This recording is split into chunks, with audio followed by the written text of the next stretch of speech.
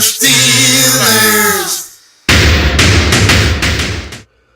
Le'Veon Bell said a few days ago, it's hard to be a hero when seen as a villain in the city of Pittsburgh. Well, Le'Veon Bell, I got some things to say to you. I know this was a few days ago, but I thought I should still get it off of my chest. Sorry, guys, I am sick, but I just have a few things to say to Le'Veon Bell about his little message he put out on Twitter.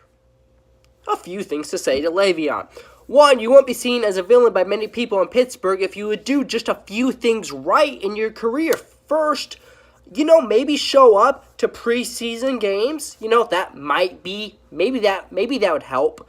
Secondly, maybe don't make postseason threats in the postseason when you're right before a playoff game against the Jaguars of you're not going to show up, you're not going to play that game. That is the second reason, and I really think you wouldn't be seen as a hero, finally, if you didn't offer or ask for $17 million a year. You might think you're worth $17 million a year, but the Pittsburgh Steelers could go get 2 or 3 running backs and another defensive player for $17 million a year.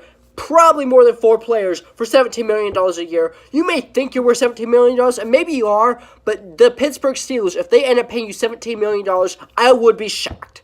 No other team, very few other teams are going to pay you $17 million a year. I know for a fact the Patriots wouldn't, so why should we? The Patriots are pretty damn good, and I don't think the Steelers should. If I'm the Steelers organization, I'm not going to pay you $17 million a year. You might be worth, right now you're getting about $12 million, just over, give or take.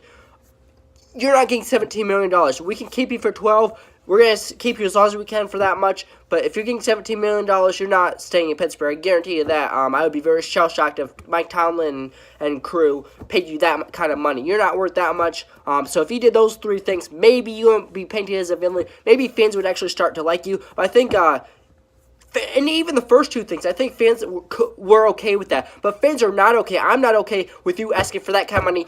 It's not okay. I think you are a villain. I really hope that you don't play in Pittsburgh in a few years because I can't stand that greedy ass that you are. Because I think you are a greedy ass. I used to love you. I really do. And I still do. But if you're going to continue to ask for that kind of money, you're not.